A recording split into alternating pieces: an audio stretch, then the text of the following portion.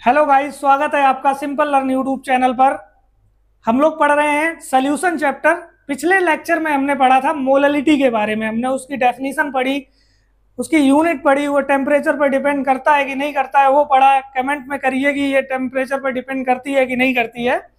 एक न्यूमेरिकल भी किया, तो उसी तरीके का सेम लगभग न्यूमेरिकल हमने क्या किया है, एक और लिया है। इसको हम करेंगे आज फिर से। तो शुरू करते हैं। जैसा कि हम लोग क्या करते हैं, सोल्यूशन सबसे पहला काम हमारा क्या रहेगा, गिवन लिखने का। गिवन में क्या दे रखा है, जो यूरिया है उसका वेट दे रखा है, mass of urea. Mass of urea कितना होता है, या इसको मैं क्या बोलूंगा, सॉल्यूट बोलूंगा। कितना दे रखा है, वन वन वन ग्राम। ठीक है। मास ऑफ सॉल्वेंट,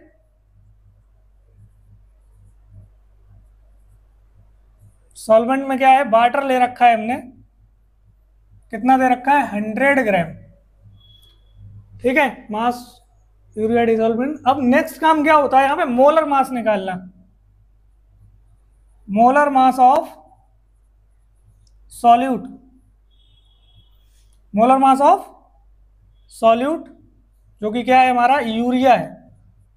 अब यूरिया का फॉर्मूला किसे किसे पता है, वो भी पता होना चाहिए। अगर ये गिवन नहीं है, इसमें यूरिया का फॉर्मूला गिवन नहीं है, तो याद तो होना ही चाहिए ना। क्या होता है यूरिया का फॉर्मूला, NH2CO NH2।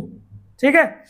अब यहाँ पे नाइट्रोजन का जो एटॉमिक मास होता है वो कितना होता है, 14। नोट कर लो कहीं पे, नाइट्रोजन कितना होता है, 14। हाइड्रोजन होता है 1, कार्बन होता है 12, ऑक्सीजन होता है 16, और फिर तो वही है। तो नाइट्रोजन का कितना हो जाएगा यहाँ पे, 14। एक ही मॉलिक्यूल है, इसके दो मॉलिक्यूल्स हैं, 2 × 1 हो जाएगा। इसका एक ही मॉलिक्यूल है तो 12 हो जाएगा, इसका भी एक ही है तो 16 हो जाएगा, इसका 14 हो जाएगा, 2 × 1। ठीक है। अब ये देखो 14 आ गया, ये 2 हो गया, यहाँ पे कितना हो जाएगा, 28। यहाँ पे 14 + 2, सम करेंगे यहाँ पे 4 6 8 10, 2 3 4, 2 3 4 5 6 हो जाएगा। यहाँ पे कितना आ जाएगा, एक बार मैं कैलकुलेट करता हूँ। 14 + 2 + 12 इसका आ जाएगा, +16 इसका आ जाएगा, और +14 और 2 हो जाएगा। ठीक है। 4 2 6, 6 और 8, 6 8 14, 14 एंड 8 वो 6 14 16 और 4 20। ठीक है, 20, और यहाँ पे 4 60 ग्राम पर मोल आ गया। बिल्कुल सही है हमारा। यहाँ पे जो हम मेन चीज क्या रहेगा, अब जैसे यहाँ पे यूरिया दे दिया केवल, अब तुम्हें फॉर्मूला ही नहीं पता है यूरिया का, तो यूरिया का फॉर्मूला क्या हो जाएगा, NH2CO NH2। इसी तरह से कुछ और भी है, ग्लूकोज का फॉर्मूला, सुक्रोज का फॉर्मूला, शुगर जैसे बोलते हैं इसका फॉर्मूला। ये सब फॉर्मूले याद रखो, नहीं तो फिर मोलर मास ही नहीं निकाल पाओगे, उसके आगे कैसे काम चलेगा। मोलर मास में निकालना सिखा भी रहा हूँ, एक एक चीज को धीरे धीरे से बता रहा हूँ। इस तरह से इसका लिखा हुआ है, ये 12 इसका लिखा हुआ है, ये इसका, और ये जैसे हम दूसरे एलिमेंट के पास जाएंगे तुरंत +1 लगा देंगे। ठीक है। अब हम यहाँ पे लगाएंगे मोललिटी। क्या लगाएंगे, मोललिटी का फॉर्मूला लगाएंगे यहाँ पे, MOLALITY। मोललिटी बराबर क्या होता है, mass of solute, mass of solute into 1000 कर देंगे यहाँ पे, molar mass of solute into mass of solvent, mass of solvent in gram लेंगे, क्योंकि हमें सारी चीजें ग्राम में ही दे रखी हैं। पुट कर दो यहाँ पे वैल्यू आराम से आके, कोई समस्या नहीं है, बहुत ही सिंपल सा ही क्वेश्चन रहेगा। 111 इंटू 1000। मोलर मास कितना निकाला है हमने, 60, और मास ऑफ सॉल्वेंट कितना है, 100। कितना है, 100 है। तो यहाँ से दो से दो चलेंगी, यहाँ से जब पॉइंट हटाएंगे तो दो बिंदी नीचे आ जाएंगी, तो एक से ये कट गया। अब नीचे कितना बचेगा, ऊपर 1111/600, जिसे हम क्या लिख सकते हैं, 1111/6 × 100। अगर हम इसको डिवाइड करेंगे, 6 × 6 5 बचेगा, 51 हो जाएगा, 6 8 जा, फिर 6 5 जा, 6 1 जा, इस तरह से हो जाएगा। डिवाइड करेंगे 18, तो 2 पॉइंट इधर आ जाएगा, 1.85 मोल पर केजी इसका आंसर आ जाएगा। ठीक है, कैलकुलेशन समझ आई होगी। यहाँ पे पिछले लेक्चर में हमने कैलकुलेशन करना सीखा था, ये मैंने थोड़ा सा तेज कर दिया, थोड़ा सा यहाँ पे मैंने क्या किया है, दोबारा से देख लेते हैं। हमने मास ऑफ सॉल्यूट लिखा, मास ऑफ सॉल्वेंट लिखा, उसके बाद में मोलर मास निकाल लिया हमने। यहाँ पे जैसे नाइट्रोजन का 14 होता है, हाइड्रोजन का 2 होता है, इस तरह से पुट करके 16 आ गया। ठीक है, मोलरिटी का हमने फॉर्मूला लगाया, यहाँ पे मास ऑफ सॉल्यूट की जगह ये लिख दिया है। ठीक है, और यहाँ पे 1000 कर दिया, 60 यहाँ पे मोलर मास आया था। मास ऑफ सॉल्वेंट कितना था, 100 था। हमने यहाँ पे इसको कैलकुलेट करके 1.85 मोल पर केजी हमारा आंसर आ गया। एक बार इसको देखो और मन से भी लगाओ, फिर बाद में चेक करो आंसर को। चलो नोट कर लो। अब रहेगा हमारा इस लेक्चर का दूसरा क्वेश्चन रहेगा मोललिटी पे। ठीक है, मोललिटी टॉपिक पे दूसरा क्वेश्चन रहेगा। बहुत अच्छा क्वेश्चन है ये, बहुत ही अच्छा क्वेश्चन है। ठीक है, कैसे देखो यहाँ पे पढ़ते हैं। 34.2 gram of sugar was dissolve in the water. क्या लिखा हुआ है, 34.2 gram of sugar dissolve in water to produce 214.2 gram of sugar syrup. Calculate molality of sugar syrup, यानी कि सोल्यूशन जो है हमारा। क्या यहाँ पे क्वेश्चन थोड़ा सा अच्छा लग रहा है? क्या लग रहा है, क्या दिया गया है यहाँ पे? 34.2 ग्राम ऑफ शुगर मैंने किस में मिला दी, इसको वाटर में मिला दी। बात समझ आई ना? शुगर को मैंने किस में मिलाया, वाटर में। तो जो मेरा शुगर सिरप बना है 214.2 ग्राम, ये मेरी टोटल शुगर सिरप बन गई है। मतलब ये क्या है, जो शुगर सिरप है वो तुम्हारा सोल्यूशन दे रखा है, और ये जो है तुम्हारा सॉल्यूट दे रखा है। यहाँ पे सॉल्वेंट मिसिंग है। ठीक है, तभी ये एक अच्छा क्वेश्चन है। समझते हैं, बहुत ही आसानी के साथ करने के प्रयास करेंगे इसको। सबसे पहला ही काम क्या है, जैसा कि हम लोग कहते हैं, शुरू से ही कह रहे हैं कि सबसे पहले हम क्या लिखेंगे, गिवन लिखना शुरू करेंगे। क्या लिखेंगे हम यहाँ पे, गिवन लिखेंगे। 34.2 ग्राम ऑफ शुगर, तो यहाँ पे मास ऑफ सोल्यूशन पहले तो देख लेते हैं। मास ऑफ सोल्यूशन कितना दे रखा है, जो शुगर सिरप बन गया है 214.2 ग्राम। एक बार मैं समझा देता हूं। जैसे एक हमने बीकर लिया जिसमें मैंने क्या डाल रखा था, वाटर। क्या ले रखा था, वाटर था।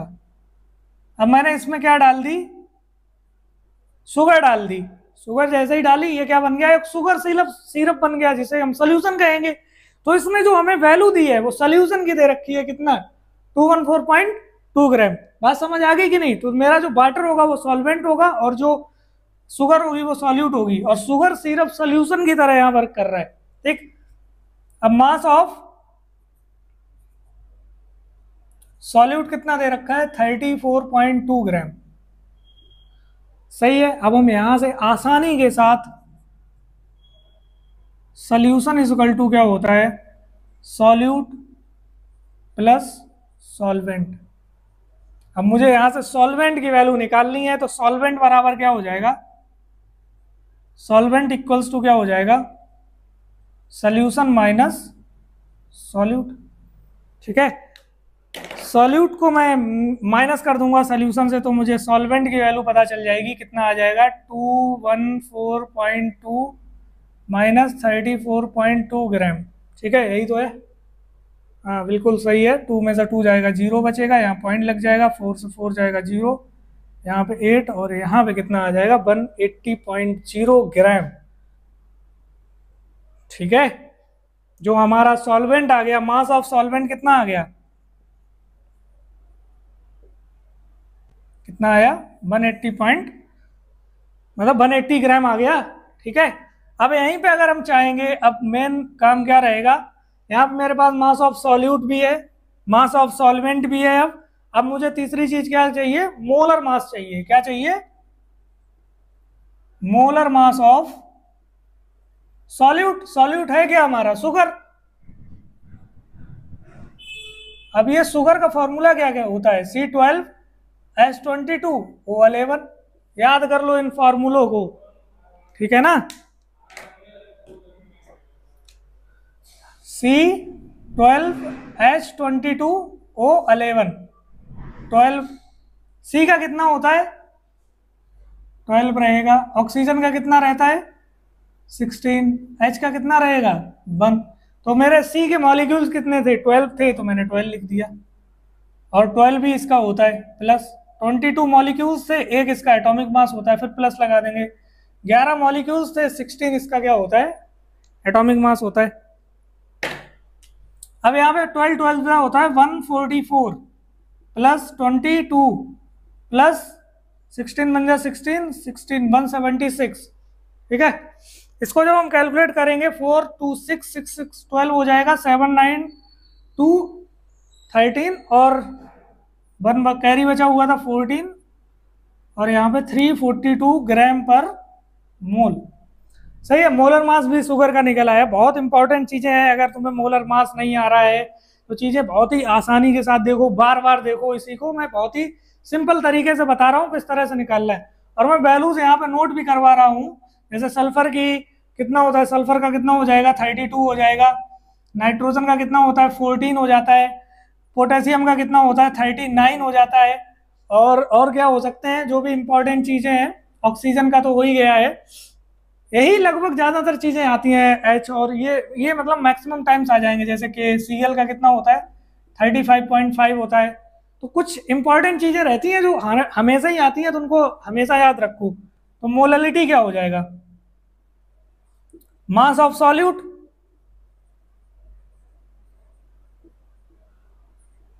Upon molar mass of solute into mass of solvent in gram है, तो हम 1000 से मल्टीप्लाई कर देते हैं ऊपर, ठीक है। अब यहाँ पर हम वैल्यू पुट करेंगे। मास ऑफ सॉल्यूट कितना दे रखा है, किधर गया मास ऑफ सॉल्यूट 34.2, ठीक है। यहाँ पे क्या हो जाएगा 1000 पहले से ही है।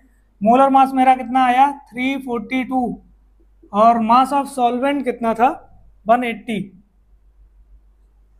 ठीक। अब हम क्या करेंगे, यहां से पॉइंट हटाएंगे, एक बिंदी नीचे आ जाएगी, 2 से 2 ये चला जाएगा, ये 342 से ये पूरा चला गया। तो अब यहाँ पे कितना आ गया 5/9 इक्वल्स टू क्या हो जाएगा 0.55 मोल पर केजी, ठीक है। तो ये हमारा आंसर हो गया। यहाँ पे तीसरा क्वेश्चन था ये हमारा। आज की वीडियो में इतना ही रखते हैं, नेक्स्ट लेक्चर में और अच्छे न्यूमेरिकल करने वाले हैं। Thank you.